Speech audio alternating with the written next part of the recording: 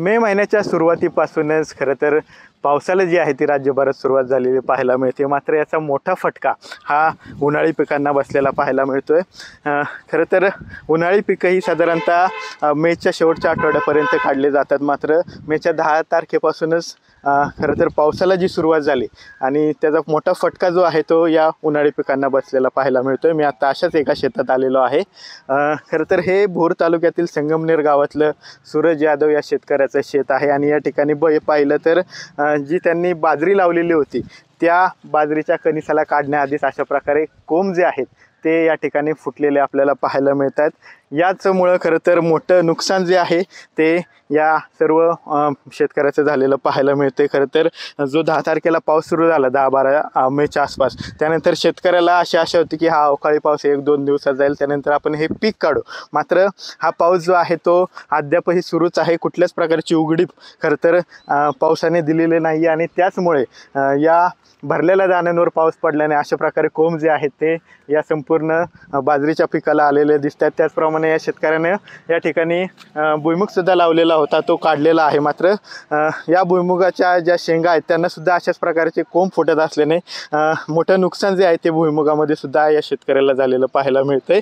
त्यामुळे एकूणच कशा प्रकारे या अवकाळीचा फटका जो आहे तो शेतकऱ्यांना बसतोय आपण पाहतोय। आपल्यासोबत ज्यांनी हे बाजरीचं पीक घेतलेलं आहे ते शेतकरी सूरज यादव आहेत।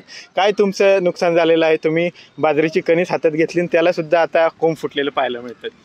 बाजरी काढायला आली होती आणि भुईमुग सुद्धा काढायला आला होता, पण हे अवकाळी पावसामुळं आता हे बाजरी डायरेक्ट दाण्यालाच उगवलेली आहे। आता ही बाजरी काढता येणार नाही, हे डायरेक्ट रोटरून आता पुढचं पिकाचीच तयारी करायला लागेल।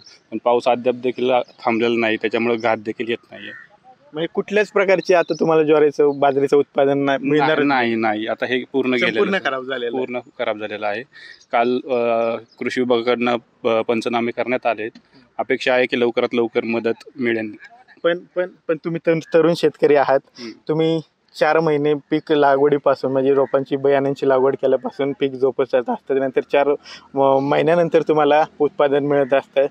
तरुण शेतकरी आहात, तरुण वर्ग शेतीकडे वळत नाही, अशा प्रकारे नुकसान झाल्यावर शेती करण्याची इच्छा राहते? नैराश्य नक्कीच येतं, परंतु परत पुन्हा नवीन भावनेने नवीन जिद्दीने उभं राहायची तयारी आहे। पाहूयात, जसं शासनाकडनं थोडीफार मदत झाली तर अजून त्याला जोम येईल आणि यापुढे शेती करत राहणार। भुईमुगाला सुद्धा तुमच्या कोंब फुटलेले होते, मोठ्या प्रमाणावर भुईमुगाच्या शेतात पाणी साठलेलं होतं।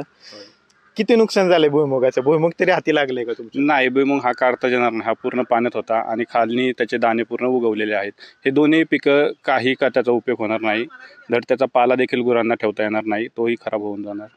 आपण पाहतोय की जो अवकाळी पाऊस बरसला मे महिन्यात, तो त्यांनी कशा प्रकारे शेतकऱ्यांचं नुकसान केलेलं आहे। भुईमुगासह संपूर्ण बाजरी पीक जे आहे ती या शेतकऱ्याचं आपल्याला वाया गेलेलं या ठिकाणी पाहायला मिळतं। त्यामुळं एकूणच जो पाऊस संपूर्ण मे महिन्यात बरसला त्यांनी कशा प्रकारे राज्यभरातील शेतकऱ्यांचं नुकसान झालेलं आहे याचं खरं तर मोठं नुकसान जे आहे ते या ठिकाणी आपल्याला पाहायला मिळतं। कॅमेरा पर्सन तुषार सनसह विनय जगताप, TV9 मराठी, भोर, पुणे।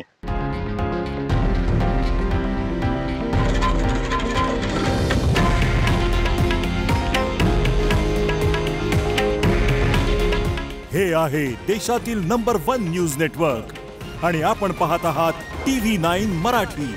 काळजी तुमची, हित महाराष्ट्राचं।